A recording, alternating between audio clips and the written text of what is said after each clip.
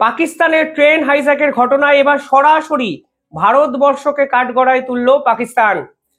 সম্প্রতি পাকিস্তানের এমন কিছু কর্মকাণ্ড বা বিস্ফোরণ হয়েছে যাতে তারা বারংবার রয়ের দিকে আঙুল তুলেছে, কিন্তু এই প্রথম তারা প্রকাশ্যে প্রেস কনফারেন্স করে এই জাফার এক্সপ্রেসের হাইজ্যাকের ঘটনায় ভারতের সরাসরি যোগ আছে এই ধরনের একটা অভিযোগ কিন্তু তুলল, এবং যার কড়া প্রতিক্রিয়া কিন্তু ভারতবর্ষ দিল। দেখুন, একটা দেশের সেনাবাহিনী থাকা সত্ত্বেও একটি ট্রেন চোখের সামনে হাইজ্যাক হয়ে যাচ্ছেন এবং সেই ট্রেনে থাকা 100 জনের কাছাকাছি পাকিস্তান সেনাবাহিনীর যারা আধিকারিক আছে তারা মৃত্যুবরণ করছেন। এটা নিঃসন্দেহে একটা সেনাবাহিনীর কাছেও সব থেকে বড় ধাক্কা। আর বালুচিস্তান লিবারেশন আর্মি যেভাবে পাকিস্তান সরকারকে নাড়িয়ে দিয়েছে, যেভাবে তাদের ব্যর্থতাকে আন্তর্জাতিক স্তরে এক্সপোজ করে দিয়েছে, তার জন্য অভিযোগের কেন্দ্রবিন্দুতে তারা যে ভারতবর্ষকেই বেছে নেবেন এটাই কিন্তু কাঙ্ক্ষিত। কিন্তু ওপেনলি প্রেস কনফারেন্স করে পাকিস্তান আর্মির ডিজি আইএসপিআর যে কথাগুলো বললেন তা কি মেনে নেওয়া যায়? পাকিস্তানের এই ঘটনায় শুধু যে পাকিস্তান সরকার কিংবা পাকিস্তান সেনাবাহিনী নড়ে গেছে সেটা কিন্তু নয়। জাতিসংঘ বলুন, ইউএস বলুন, রাশিয়া বলুন, একাধিক দেশ কড়া বিবৃতি জানিয়ে এর প্রতিবাদ করেছে এবং সবাই কিন্তু রীতিমতো তাজ্জব। অর্থাৎ চোখের নিমিষে প্লেন অ্যাক্সিডেন্ট বা প্লেন হাইজ্যাকের ঘটনা আমরা দেখেছিলাম, কিন্তু একটা ট্রেন, আস্ত বড় একটা ট্রেন হাইজ্যাক করে নেওয়া যায়, তাও আবার পাকিস্তানে, তা কিন্তু গোটা বিশ্ব এই প্রথমবারের জন্য দেখলো। আর এরপরেই পাকিস্তান সরকারের এই ধরনের প্রকাশ্য প্রেস কনফারেন্স, যার নেপথ্যে পরতে পরতে ভারতের বিরুদ্ধে অভিযোগ। কি বলেছে তারা? আমি একদম কোট আনকোট বাংলাতে বলছি, তারপর আমি আপনাদের বলবো ভারত যে কড়া প্রতিক্রিয়া দিয়েছে এটাও কিন্তু এক্সপেক্টেড এবং এটা দাওয়াটাও খুব গুরুত্বপূর্ণ ছিল। এবং ভারত যে কথাগুলো বলেছে আপনি দেখবেন, পাকিস্তানকে ভারত এই প্রথম প্রেস কনফারেন্স করলে ওপেনলি এক্সপোজ করে দিয়েছে। নিঃসন্দেহে ট্রেন হাইজ্যাক হলো পাকিস্তানে, করলো বালুচিস্তান লিবারেশন আর্মি, তারা ভিডিও প্রকাশ করলো, তারা হঠাৎ করে কোথা দিয়ে ভারতকে কানেকশন এর মধ্যে ঢুকিয়ে দিল, সত্যি আন্তর্জাতিক বিশেষজ্ঞরাও হয়তো বুঝতে পারছে না। তারা কি বলেছে? পাকিস্তান এখানে পরিষ্কারভাবে বলেছেন, আমাদের নীতিতে কোনো পরিবর্তন নেই। ভারত পাকিস্তানের বিরুদ্ধে সন্ত্রাসবাদের পৃষ্ঠপোষকতায় জড়িত। তারা বলছে পাকিস্তানের সন্ত্রাসবাদের ঘটনায় ভারত জড়িত। একটা দেশ যারা কিনা সম্পূর্ণভাবে সন্ত্রাসবাদে ঘেরা, তারা সন্ত্রাসবাদের অভিযোগ তুলছে ভারতের দিকে। তারা বলছে পাকিস্তানের সমস্ত সন্ত্রাসবাদী ঘটনার নেপথ্যে নাকি ভারতবর্ষ। তারা কি বলছেন? বলছেন, আমি উল্লেখ করছি এই বিশেষ ঘটনায় আমাদের কাছে আফগানিস্তানে কল করার প্রমাণ রয়েছে। হঠাৎ করে আবার একটা মিথ্যে আন্তর্জাতিক স্তরে নিয়ে এলো। তারা বলতে চাইছে ভারত নাকি আফগানিস্তানে একটি ফোন কল করেছে, আর সেই ফোন কলের প্রমাণ স্বরূপই তারা আন্তর্জাতিক স্তরকে এক্সপোজ করতে চাইছে ভারতের ভূমিকা। আমি জানি না তারা কি বলতে চাইছে, কেন বলতে চাইছে। তারা বলছেন ভারত বিশ্বব্যাপী গণহত্যা অভিযান করছে। ভারতের বিরুদ্ধে গণহত্যা করার অভিযোগ পাকিস্তান ছাড়া আর কোনো দেশ এইভাবে করেছে বলে তো আমার জানা নেই। অর্থাৎ সম্পূর্ণভাবে বায়াসড একটা ওপিনিয়ন, যেখানে তাদের আর্মির ব্যর্থতা ঢাকতে তারা ভারতকে বেছে নিয়েছেন। সেখানে তিনি বলেছেন, দুর্ভাগ্যবশত আমাদের অঞ্চলে অনেক শান্তি বিরোধী শক্তি রয়েছে যারা সন্ত্রাসবাদের বিরুদ্ধে পাকিস্তানের পদক্ষেপ থেকে লাভবান হতে পারে। তার মতে সিবি বেলুচিস্তানের কাছে জাফার এক্সপ্রেসের বিরুদ্ধে সন্ত্রাসবাদী হামলাটি বিদেশে বসে সন্ত্রাসবাদী চক্রের নেতাদের তরফে করানো হয়েছে। বিদেশে বসে পাকিস্তানের বিপক্ষে ষড়যন্ত্র করবে কে? পাকিস্তান তো এতদিন নিজের দেশে বসে বিদেশের বিরুদ্ধে ষড়যন্ত্র করত। অর্থাৎ তারা বলতে চাইছে ভারতের কোনো নেতা বা ভারতের কেউ বিদেশে বসে এই ধরনের কর্মকাণ্ড ঘটিয়ে দিয়েছে। তারপর ভারতকে কত পাওয়ারফুল তারা বিশ্বাস করে ভাবুন। ভারতে বসে পাকিস্তানের একটি ট্রেন তারা হাইজ্যাক করে নিচ্ছেন, তাও আবার প্রেস কনফারেন্স করে এই ধরনের কথাবার্তাগুলো তারা সাংবাদিক সম্মেলনে বলছেন। তারা বলেছেন শুধুমাত্র ভারত নয়, তারা আফগানিস্তানের যোগ এখানে টেনে এনেছেন। বলছেন আফগানিস্তানের উচিত আফগানিস্তানের তালিবানরা যারা এই ঘটনায় জড়িত তাদেরকে পাকিস্তানে হ্যান্ড ওভার করে দিক আফগানিস্তানও চমকে গেছে। আফগানিস্তান সরাসরিভাবে এই অভিযোগকে রিজেক্ট করেছে এবং বলছে বেলুচিস্তান লিবারেশন আর্মি পাকিস্তানের সংগঠন, তারা কোথা থেকে আফগানিস্তানের সাহায্য নিয়ে ট্রেন হাইজ্যাক করবে।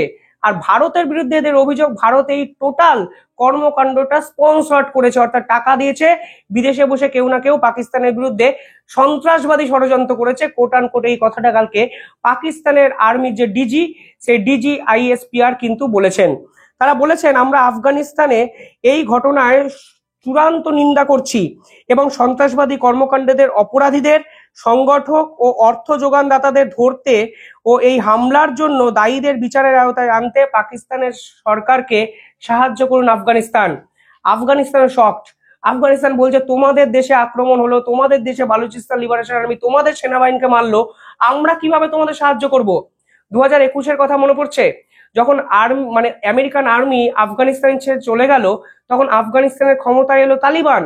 তখন সব থেকে বেশি আনন্দ পেয়েছিল এই রাষ্ট্র পাকিস্তান। পাকিস্তানের আইএসআই এর চিফ স্বয়ং কফি খেতে বা চা খেতে আফগানিস্তানে চলে গেছিলেন সে সময়। তারা চেয়েছিল এই আফগানিস্তানকে নিয়ে ভারতের বিপক্ষে ষড়যন্ত্র করবে এবং দিনের পর দিন আফগানিস্তান এবং পাকিস্তান একত্রে মিলে ভারতের কাশ্মীরকে অশান্ত করবে, সেই পরিকল্পনা কিন্তু পাকিস্তানের ছিল। কিন্তু আজকে দেখুন এই আফগানিস্তানই তাদের কিন্তু অন্যতম বড় শত্রু এবং আফগানিস্তানের তালিবানের সরাসরি পাকিস্তানের বিরুদ্ধে যুদ্ধ ঘোষণা করে দিয়েছে। আর সব মিলিয়ে তারা কাকে অ্যাটাক করবে, আফগানিস্তান না ভারত, কিছুই বুঝতে না পেরে তারা সরাসরি এমন একটি প্রেস কনফারেন্স করেছেন যেই প্রেস কনফারেন্সটা চূড়ান্ত হাস্যকর এবং ইম্যাচিওর্ড, অন্তত জিও পলিটিক্যাল সারফেসে। ভারত কি বলেছে? ভারত বলছে চূড়ান্ত বেসলেস একটা অ্যালিগেশন।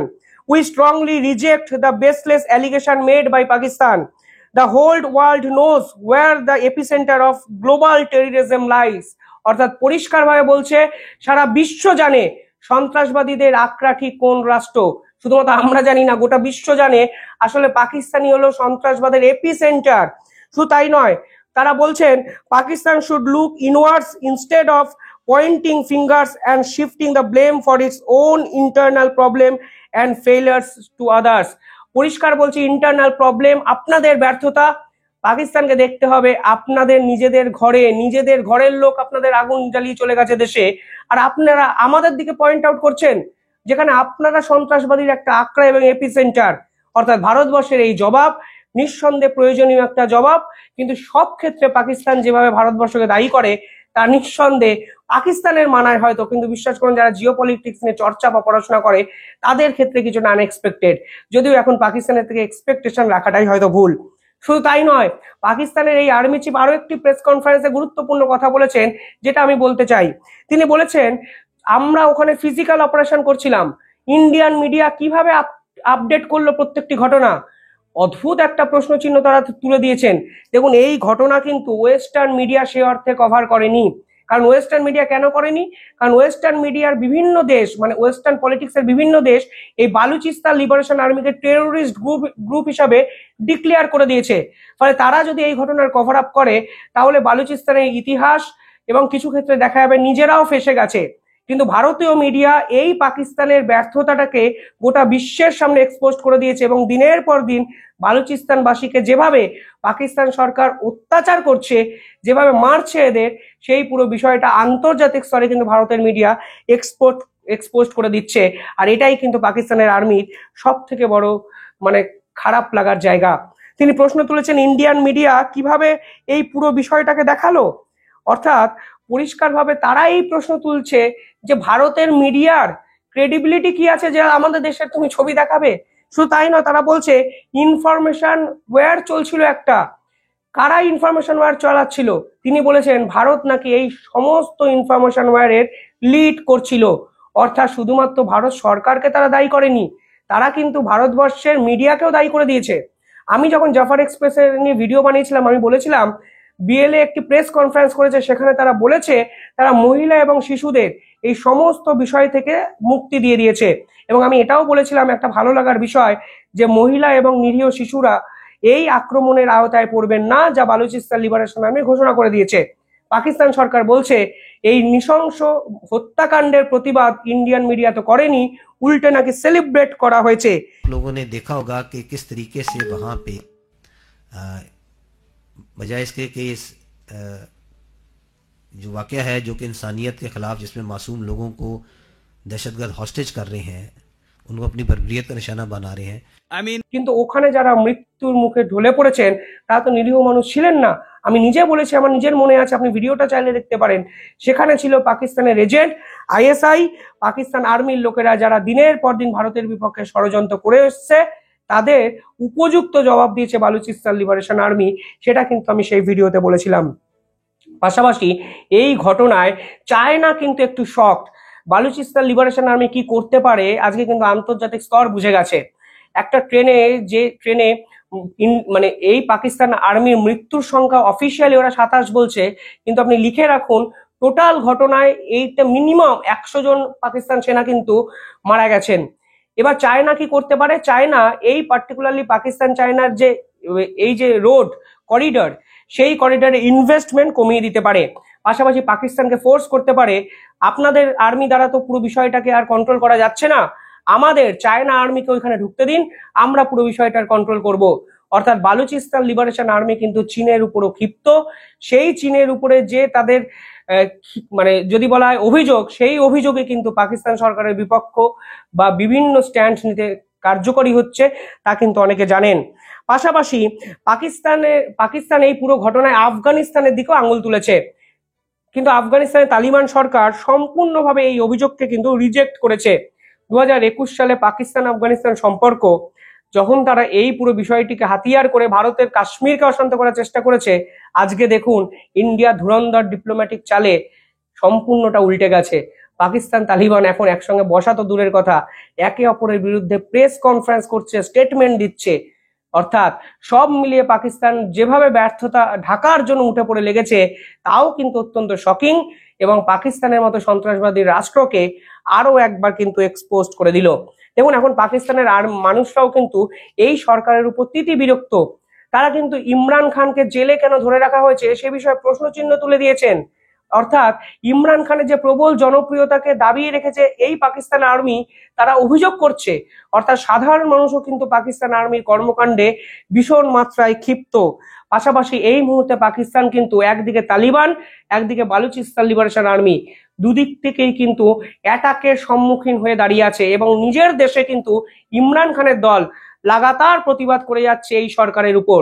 অর্থাৎ তারা যেভাবে 3 দিক থেকে আক্রমণের শিকার হয়ে গেছে, সেখানে তাদের দেশ বাঁচানোর যুদ্ধে ভারতের ব্যর্থতাটাকে সামনে রাখতে হবে, সে তো বোঝাই যায়। মোহাম্মদ ইউনূসের স্ট্র্যাটেজিটা মনে আছে? নিজেদের ব্যর্থতা ঢাকতে সব সময় ভারতকে আক্রমণ। আপনারা দেখুন সেই স্ট্র্যাটেজি তারা কোথা থেকে আমদানি করেছে। হুবহু পাকিস্তানের ডিটো স্ট্র্যাটেজি কপি করেছে মোহাম্মদ ইউনূস, যেখানে তারা ভারতকে আক্রমণ করেন। আর পাশাপাশি এই প্রশ্ন তো উঠবেই, জাতিসংঘ কোথায় বাবা? জাতিসংঘের ভল্টার টার্ক কিছুদিন আগে বলেছিলেন পাকিস্তান শান্ত দেশ, পাকিস্তানের কাশ্মীর নাকি অশান্ত করছে ভারত, মণিপুরকে সামলাতে পারছে না ভারত সরকার। আজ পাকিস্তান সেনাবাহিনী প্রেস কনফারেন্স করে তারা স্বীকার করছে এই সম্পূর্ণ ঘটনা আসলে তাদের দেশের কাছেও একটা অন্ধকার সময়কে ইঙ্গিত দিচ্ছে। সেখানে ভারতকে অভিযুক্ত করে জাতিসংঘ বা পাকিস্তান একই বিন্দুতে পৌঁছাচ্ছে নাকি, এই প্রশ্ন কিন্তু আমার থাকলো। কমেন্টে জানাবেন আপনারা কি ভাবছেন। ধন্যবাদ।